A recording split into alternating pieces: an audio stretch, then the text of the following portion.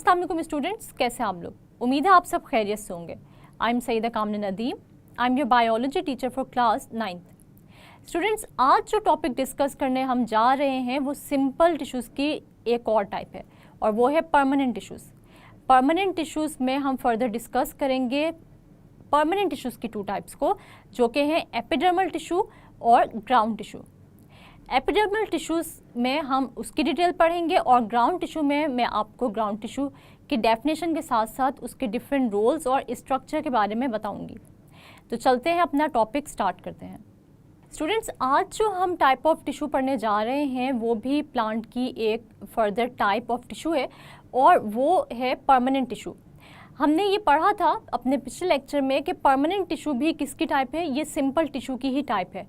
इससे पहले हमने पिछले लेक्चर में सिंपल टिश्यू की एक टाइप पढ़ी थी जो कि थी मेरिस्टेमेटिक टिश्यू, और मेरिस्टेमेटिक टिश्यू के जो सेल्स थे उनमें ये एबिलिटी थी कि वो डिवाइड कर सकते हैं। लेकिन अगर हम बात करें इन परमानेंट टिश्यूज़ की तो हमें पता है स्टूडेंट्स कि परमानेंट टिश्यूज़ ऐसे टाइप ऑफ टिश्यूज़ होते हैं जो कि ओरिजिनेट मेरिस्टेमेटिक टिश्यूज़ से ही होते हैं, मगर इनके सेल्स में ये एबिलिटी नहीं होती कि ये क्या करें, ये डिवाइड कर सकें। हम देखते हैं कि हमारे पास 3 मेन टाइप्स हैं परमानेंट टिश्यूज़ की, जो कि आगे जाके हम डिस्कस भी करेंगे डिटेल में, जिनमें हम स्टडी करेंगे एपिडर्मल टिश्यूज़ को, इसके अलावा ग्राउंड टिश्यूज़ को, और जो थर्ड टाइप है वो है सपोर्ट टिश्यूज़ की। और सपोर्ट टिश्यूज़ की भी फर्दर 2 टाइप्स हैं, जैसे कॉलेनकाइमा और स्क्लेरेनकाइमा टिश्यूज़। आज जो हम डिस्कस करने जा रहे हैं डिटेल में वो परमानेंट टिश्यू की पहली टाइप है और वो है एपिडर्मल टिश्यू। तो स्टूडेंट्स, हम देख लेते हैं कि एपिडर्मल टिश्यूज़ की अगर हम बात करें तो ये वो टिश्यूज़ होते हैं जो कि सिंगल लेयर ऑफ सेल्स से बने होते हैं, यानी इनमें जो सेल्स मौजूद होते हैं उसकी सिर्फ जो है वो क्या होती है, एक लेयर होती है। और ये जो लेयर ऑफ सेल्स हैं यानी एपिडर्मल टिश्यूज़ जो होते हैं, इनके सेल्स क्या काम करते हैं, ये कवरिंग प्रोवाइड करते हैं टू द प्लांट बॉडी। यानी प्लांट बॉडी में मौजूद जितने भी पार्ट्स होते हैं, जैसे कि रूट्स हम कह लें, स्टेम कह लें, लीव्स कह लें, फ्लावर्स कह लें, इन सब पार्ट्स की जो कवरिंग है, जो आउटर मोस्ट लेयर है, वो कौन बनाएगा? जो आउटर कवरिंग या आउटर मोस्ट लेयर है तो वो एपिडर्मल टिश्यूज़ ही बनाएंगे। यानी इसका मतलब ये हुआ कि कोई भी ऐसी हार्मफुल चीज़ या कोई भी ऐसा हार्मफुल केमिकल या मटेरियल जो कि अंदर आना चाहेगा प्लांट के, तो उसके लिए ये एक्ट करेगा एज अ बैरियर, यानी रुकावट के तौर पे ये एपिडर्मल टिश्यूज़ जो है वो काम करेंगे और इस हार्मफुल मटेरियल को कभी भी अपने अंदर से गुजर के प्लांट के इंटरनल पार्ट्स तक नहीं पहुंचने देंगे। इसी तरह अगर वो प्लांट जो कि किसी ड्राई एनवायरनमेंट में रहता है तो इससे वाटर लॉस का जो प्रिवेंशन है वो भी यही एपिडर्मल टिश्यूज़ प्रोवाइड करेंगे। लेकिन इससे पहले हम देख लेते हैं स्ट्रक्चर ऑफ एपिडर्मल टिश्यूज़। तो अगर हम एपिडर्मल टिश्यूज़ की बात करें तो ये सिंगल लेयर ऑफ सेल से बने होते हैं। एपिडर्मल टिश्यूज़ अगर रूट्स में प्रेजेंट होंगे तो उनका क्या रोल होगा? रूट्स में मौजूद एपिडर्मल टिश्यूज़ जो होंगे ये एब्जॉर्ब करेंगे वाटर को और मिनरल सॉल्ट्स को फ्रॉम द सॉइल। लेकिन अगर यही एपिडर्मल टिश्यूज़ प्रेजेंट होंगे लीव्स में या स्टेम में तो ये एक केमिकल रिलीज़ करेंगे जिसे हम कहेंगे क्यूटिन, और ये क्यूटिन जो है ये एक लेयर बनाएगा जिसको हम लोग नाम देंगे क्यूटिकल का। और ये जो लेयर है ये क्या करेगी, ये प्रिवेंट करेगी एवेपोरेशन को या ट्रांसपायरेशन को फ्रॉम द प्लांट बॉडी, और ये प्लांट को किसी किस्म के भी वाटर लॉस से बचाएगी। इसके अलावा स्टूडेंट्स, हमें देखते हैं कि रूट्स में जो एपिडर्मल टिश्यूज़ मौजूद होते हैं, ये एपिडर्मल टिश्यूज़ जो है ये क्या रखते हैं, एक स्पेशल जो है वो स्ट्रक्चर रखते हैं, या हम यूँ कह सकते हैं कि इन रूट्स में मौजूद एपिडर्मल टिश्यूज़ जो है ये आउटग्रोथ्स बनाएंगे, और ये आउटग्रोथ्स या हेयर लाइक जो प्रोजेक्शंस होंगी इनको हम नाम देंगे रूट हेयर का। तो हम ये देखेंगे कि वो रूट जो कि रूट हेयर्स रखती है वो ज़्यादा जो है वो क्या कर सकेगी, वो ज़्यादा क्वांटिटी में वाटर को और जो मिनरल सॉल्ट्स हैं उनको सॉइल से एब्जॉर्ब कर सकेगी। और इसकी रीज़न क्या होगी कि वो रूट जिसके ऊपर रूट हेयर मौजूद नहीं है और वो रूट जिस पे रूट हेयर्स मौजूद हैं, तो रूट हेयर्स की मौजूदगी की वजह से surface area for the absorption of water and mineral salts जो है वो क्या हो जाएगा, इंक्रीज़ हो जाएगा, जिसकी वजह से एब्जॉर्प्शन ऑफ वाटर और मिनरल सॉल्ट्स क्या हो जाएगी, इंक्रीज़ हो जाएगी। क्योंकि हमें पता है कि जब भी किसी भी ऑब्जेक्ट का या किसी भी बॉडी का सरफेस एरिया बढ़ता है तो हमें पता है कि जो रिएक्शन का रेट होता है वो भी बढ़ जाता है। इसके अलावा हम देखते हैं कि अगर वो बॉडी जो है वो किसी चीज़ को एब्जॉर्ब कर रही है तो वो जो एब्जॉर्प्शन होगी वो भी डिपेंड करेगी किस चीज़ पे, इस बॉडी के सरफेस एरिया पे। जितना ज़्यादा सरफेस एरिया होगा उतनी ज़्यादा जो है वो एब्जॉर्प्शन होगी। इसके अलावा स्टूडेंट्स हम देखते हैं कि एक और स्पेशल स्ट्रक्चर जो कि एपिडर्मल टिश्यूज से जो है वो रिलेट करता है वो है स्टोमेटा।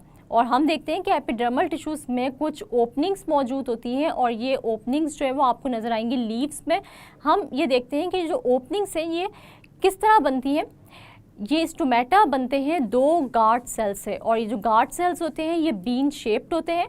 दिन के वक्त हम देखते हैं कि ये गार्ड सेल्स जो है वो क्या करते हैं, गार्ड सेल्स जो है वो प्रोड्यूस करते हैं ग्लूकोज। और वो ग्लूकोज किस प्रोसेस के थ्रू प्रोड्यूस करते हैं, ये ग्लूकोज प्रोड्यूस होता है by the process of photosynthesis. और ये पॉसिबल क्यों होता है, क्योंकि इन गार्ड सेल्स में मौजूद होता है क्लोरोप्लास्ट। और क्लोरोप्लास्ट ऐसा ऑर्गेनेल है, और हमने ये पढ़ा हुआ है कि ये प्लांट का वो स्पेसिफिक ऑर्गेनेल है जो कि एक पिगमेंट रखता है जो कि ग्रीन कलर का होता है और उसको हम कहते हैं क्लोरोफिल। और ये क्लोरोफिल सनलाइट को एब्जॉर्ब करता है और कार्बन डाइऑक्साइड और वाटर को कंबाइन करके प्लांट्स का फूड बनाता है ग्लूकोज की फॉर्म में। तो क्योंकि ये जो गार्ड सेल्स हैं स्टोमेटा के, ये रखते हैं क्लोरोप्लास्ट अपने अंदर, जिसकी वजह से ये पॉसिबल होता है कि ये फोटोसिंथेसिस के थ्रू ग्लूकोज बनाए। और दिन के वक्त क्योंकि ग्लूकोज बन रहा होता है और सनलाइट भी मौजूद है, ग्लूकोज बन रहा है, इस वजह से गार्ड सेल्स जो है वो क्या होंगे, टर्जिट होंगे और ओपन होंगे। लेकिन रात के वक्त जब ग्लूकोज की कंसंट्रेशन कम हो जाती है, क्योंकि ये ग्लूकोज दिन भर बनता भी और यूटिलाइज भी होता जाता है, लेकिन रात जब होती है तो ये ग्लूकोज जो है वो प्रिपेयर नहीं होता बल्कि स्टॉप हो जाती है इसकी प्रिपरेशन। अब गार्ड सेल्स क्या हो जाएंगे, फ्लैसिड हो जाएंगे यानी श्रिंक हो जाएंगे। और ये जो ओपनिंग है जिसको हमने स्टोमेटा का नाम दिया है, सिंगल ओपनिंग को हम स्टोमा कहते हैं, और प्लूरल यानी बहुत सारी ओपनिंग्स को जो कि गार्ड सेल्स की वजह से बन रही हैं एपिडर्मल लेयर में आपको नज़र आएंगी। तो ये जो ओपनिंग होगी रात के वक्त क्या हो जाएगी, यानी स्टोमेटा जो रात के वक्त होगा वो क्या हो जाएगा, क्लोज हो जाएगा। स्टूडेंट्स हम ये देखते हैं कि परमानेंट टिश्यूज़ की जो नेक्स्ट टाइप है वो टाइप है ग्राउंड टिश्यू। और अगर हम लोग ग्राउंड टिश्यूज़ की बात करें तो they are simple tissues and are composed of parenchyma cells. ये सिंपल टिश्यू की ही एक टाइप है, ग्राउंड टिश्यू भी। और सिंपल टिश्यू जैसे मैंने आप लोगों को बताया था कि ये सिंगल टाइप ऑफ सेल से मिलकर बनते हैं, और ये पैरेन्काइमा सेल्स से मिलकर बनेंगे ग्राउंड टिश्यूज़ की अगर हम बात करें। और parenchyma cells most abundant cells हैं, किसी भी प्लांट बॉडी में सबसे ज़्यादा पाए जाने वाले जो सेल्स होते हैं वो होते हैं पैरेन्काइमा सेल्स। स्टूडेंट्स अगर हम लोग इन पैरेन्काइमा सेल्स की स्ट्रक्चर को डिस्कस करें तो हम देखते हैं कि इनकी जो प्राइमरी वॉल होती है वो थिन होती है, यानी they have thin primary cell wall. इसके अलावा इनके पास बहुत बड़ा लार्ज वैक्यूल होता है, यानी दे हैव लार्ज वैक्यूल। और ये क्यों होता है, क्योंकि ये अपने अंदर स्टोर करते हैं फूड को। और हम ये देखते हैं कि वो पैरेन्काइमा सेल्स जो कि लीव्स में पाए जाते हैं, इन पैरेन्काइमा सेल्स की फॉर्म को हम कहते हैं मीज़ोफिल। और ये जो मीज़ोफिल होते हैं, ये मीज़ोफिल सेल्स जो है ये अपने अंदर क्या कर सकते हैं, ये अपने अंदर ग्लूकोज की प्रिपरेशन करते हैं by the process of photosynthesis. और जैसे मैंने आप लोगों को बताया कि फोटोसिंथेसिस जो है ये वो प्रोसेस होता है जिसके थ्रू कार्बन डाइऑक्साइड और वाटर कंबाइन करता है in the presence of sunlight and chlorophyll और बनाता है ग्लूकोज। स्टूडेंट्स अगर हम ये देखें कि क्या ये डिवाइड कर सकते हैं या नहीं, तो हम देखते हैं कि कुछ पार्ट्स प्लांट के जो होते हैं उनमें ये जो ग्राउंड टिश्यूज़ होते हैं वो डिवाइड भी कर सकते हैं और डिफरेंशिएट भी होते हैं। और ये कब होता है, जब भी रिपेयरिंग का प्रोसेस चल रहा होता है, यानी कोई भी ऐसा प्लांट का पार्ट जिसको चोट लग गई है या जिसका कोई भी टिश्यू या सेल जो है वो डैमेज हो गए और अब उसको रिपेयरिंग की ज़रूरत है, तो यही जो पैरेन्काइमा सेल्स हैं ये पैरेन्काइमा सेल्स डिवाइड करेंगे, डिफरेंशिएट करेंगे, नए सेल्स या नए सेल की टाइप्स बनाएंगे और उस स्पेसिफिक पार्ट जिसको कि इंजरी का सामना है या इंजरी जो है फेस करनी पड़ रही है, वो जो पार्ट होगा वो रिपेयर होगा विद दीज पैरेन्काइमा सेल्स जो कि डिफरेंशिएट और डिवाइड करके नए सेल्स बनाएंगे और उस इंजरी को रिपेयर कर देंगे। स्टूडेंट्स आज का टॉपिक जो हमने पढ़ा वो थी 2 पहली टाइप्स परमानेंट टिश्यूज़ की, जैसे कि एपिडर्मल टिश्यूज़ और ग्राउंड टिश्यूज़। उम्मीद है आप लोगों को आज के लेक्चर की समझ आ गई होगी। लेकिन स्टूडेंट्स इसका अंदाज़ा मुझे कैसे होगा? इसका अंदाज़ा मुझे होगा एक छोटे से क्विज से। तो मैं आप लोगों से एक छोटा सा क्विज लेती हूँ, और अगर आप लोग को ये क्वेश्चंस नहीं आते तो अपनी बुक पर हाईलाइट करें और इनकी रिटर्न प्रैक्टिस कीजिएगा। सबसे पहला जो हमारे पास क्वेश्चन है वो क्या है? What are permanent tissues? तो परमानेंट टिश्यूज़ क्या होते हैं? These tissues are originated from the meristematic tissues but the cells do not have the ability to divide, यानी ये जो टिश्यूज़ है परमानेंट टिश्यूज़, ये मेरिस्टेमेटिक टिश्यूज़ से ही ओरिजिनेट हुए हैं, मगर इनके सेल्स में जो है वो डिवीजन की एबिलिटी नहीं होती। इसके बाद आप लोगों के पास अगला क्वेश्चन क्या है? Name types of permanent tissues. तो परमानेंट टिश्यूज़ की कितनी टाइप्स हमने स्टडी की? हम लोग ने देखा कि हमने जो है वो 3 टाइप्स जो है वो उसके नेम्स पढ़े हैं, 2 टाइप्स को हमने डिटेल में स्टडी किया है। तो आपने सिर्फ नाम लिखने हैं, तो आप वो 3 नाम लिखेंगे कि सबसे पहले epidermal tissues, number 2 ground tissues और नंबर 3 सपोर्ट टिश्यूज़। ये तीनों टिश्यूज़ हैं जो कि परमानेंट टिश्यूज़ की टाइप्स हैं। नेक्स्ट क्वेश्चन स्टूडेंट्स हमारे पास है, व्हाट आर एपिडर्मल टिश्यूज़। तो एपिडर्मल टिश्यूज़ क्या होते हैं कि these are composed of single layer of cells and provide covering to the parts of the plant, यानी डिफरेंट पार्ट जैसे रूट्स है, स्टेम्स हैं, लीव्स है, फ्लावर है, इनको जो कवरिंग प्रोवाइड करेगा वो क्या होंगे? वो एपिडर्मल टिश्यूज़ होंगे। इसके बाद स्टूडेंट्स हमारे पास नेक्स्ट क्वेश्चन क्या है? Define cuticle. तो आप लोगों को पता है कि क्यूटिकल क्या होते हैं? एपिडर्मल टिश्यूज़ जो है वो एक केमिकल प्रोड्यूस करती है जो कि है क्यूटिन, और क्यूटिन जो है वो एक लेयर बना देता है जिसको हम लोग नाम देते हैं क्यूटिकल का, जो कि प्रिवेंट करती है एवेपोरेशन को या वाटर लॉस को from different parts of the plant. Students next जो क्वेश्चन है हमारे पास वो है, व्हाट आर स्टोमेटा। तो स्टोमेटा आप लोगों को पता है कि पोर्स होते हैं किसके अंदर? एपिडर्मल लेयर में। और ये पोर्स किस चीज़ से बने होते हैं? ये बने होते हैं गार्ड सेल से, और गार्ड सेल बीन शेप्ड होते हैं, और ये गार्ड सेल्स जो है वो क्या करते हैं? ये प्रिपेयर कर सकते हैं ग्लूकोज को by the process of photosynthesis. तो आप लोगों को यकीनन समझ आ गई होगी कि जो स्टोमेटा हैं वो एक्चुअली क्या है? पोर्स हैं, और ये पोर्स एपिडर्मल लेयर में प्रेजेंट है, मगर ये पोर्स जो है वो कौन से सेल से बने हुए हैं? ये बने हुए गार्ड सेल से जो कि बीन शेप्ड हैं। इसके बाद स्टूडेंट्स नेक्स्ट क्वेश्चन जो हमारे पास है क्विज के, वो कहाँ से हैं? वो है ग्राउंड टिश्यूज से। तो सबसे पहले जो क्वेश्चन बहुत ही इंपॉर्टेंट है जो कि एग्जाम्स में रिपीट भी हुआ है, तो वो है, what do you mean by mesophyll cells. तो मेसोफिल सेल्स क्या होते हैं? आप लोग इसको कैसे डिफाइन कर सकते हैं? आप लोग इसको ऐसे डिफाइन करेंगे कि parenchyma cells present in leaves form mesophyll और they are the sites of photosynthesis. तो आप लोगों को मैं इसको बता दूं, एक्सप्लेन कर दूं कि वो पेरेन्काइमा सेल्स जो कि लीव्स में प्रेजेंट होते हैं वो किस फॉर्म में प्रेजेंट होते हैं? वो मेसोफिल के फॉर्म में प्रेजेंट होते हैं। और ये मेसोफिल जो है वो क्या करता है? ये फोटोसिंथेसिस की साइट है या जगह है जहाँ पर फोटोसिंथेसिस होती है। और फोटोसिंथेसिस क्यों होती है यहाँ पर? क्योंकि इनमें मौजूद होता है क्लोरोप्लास्ट, जिसके अंदर मौजूद होता है ग्रीन पिगमेंट, और ये ग्रीन पिगमेंट की मौजूदगी में ही सनलाइट जो है वो क्या? सनलाइट, और जब तक ये जो ग्रीन पिगमेंट है ये सनलाइट को एब्जॉर्ब नहीं करेगा तब तक कार्बन डाइऑक्साइड और वाटर कंबाइन करके ग्लूकोज नहीं बना सकती। स्टूडेंट्स इसके बाद जो मेरे पास क्वेश्चन है वो है, give structure of parenchyma cells. तो पेरेन्काइमा सेल्स का क्या स्ट्रक्चर है? आप लोगों को पता है कि इनके जो प्राइमरी वॉल है वो क्या है? थिन वॉल है, और इसके अलावा इनके पास जो है वो क्या होते हैं? लार्ज वैक्यूल होते हैं for the storage of food.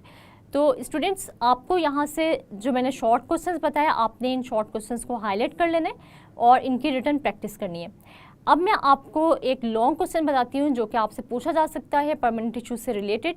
तो स्टूडेंट्स सबसे पहला जो क्वेश्चन है वो है, right note on permanent tissue and its types. तो अगर आपको ये क्वेश्चन आता है तो सबसे पहले आप परमानेंट टिश्यू को डिफाइन करेंगे, फिर आप एपिडर्मल टिश्यू, ग्राउंड टिश्यू और सपोर्ट टिश्यू के नाम लिखेंगे, और बारी बारी आप इन तीनों टिश्यूज़ को एक्सप्लेन करेंगे।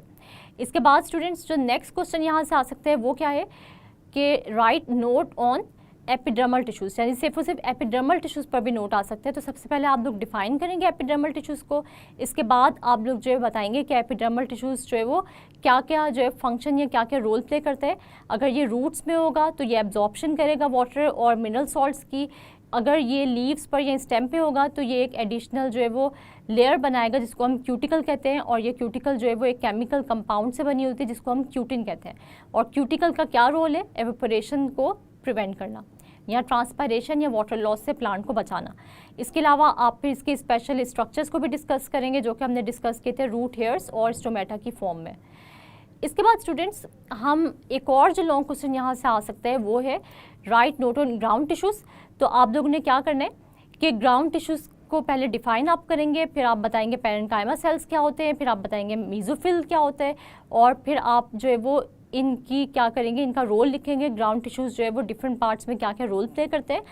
स्टूडेंट्स, यहाँ पर मैं आपको एक और इंटरेस्टिंग इन्फॉर्मेशन देती चलूँ, और वो पेरेन्काइमा सेल्स से रिलेटेड है कि पेरेन्काइमा सेल्स की जो शेप होती है वो क्या होती है, स्फेरिकल होती है, लेकिन जब ये एक दूसरे के साथ कांटेक्ट में होते हैं, जो पॉइंट ऑफ कांटेक्ट होते हैं वो क्या होते हैं, वो फ्लैट होता है, ठीक है। यानी वैसे अगर हम इनको अलग अलग देखें तो वो क्या होते हैं, वो राउंड शेप के या स्फेरिकल शेप के होते हैं, लेकिन जब ये आपस में जो है वो क्लोजली पैक्ड होते हैं तो तब जो पॉइंट ऑफ कांटेक्ट होते हैं, जहाँ पर दो सेल्स मिल रहे होते हैं, वहाँ से इनकी शेप क्या हो जाती है, फ्लैट हो जाती है।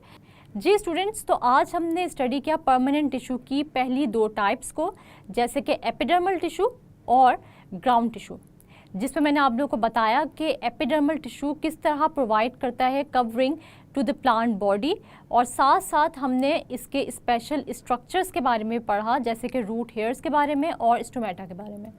इसके अलावा हमने ग्राउंड टिश्यूज़ की डिटेल को स्टडी किया, जिसमें आपने मेसोफिल सेल्स, पेरेन्काइमा सेल्स के बारे में पढ़ा और देखा कि किस तरह मेसोफिल सेल्स जो है वो रोल प्ले करते हैं फोटोसिंथेसिस में। उम्मीद है कि आज के लेक्चर की आप लोग को समझ आ गई होगी। नेक्स्ट लेक्चर तक के लिए अपना बहुत सारा ख्याल रखिएगा और मुझे दुआओं में याद रखिएगा। अल्लाह हाफिज़।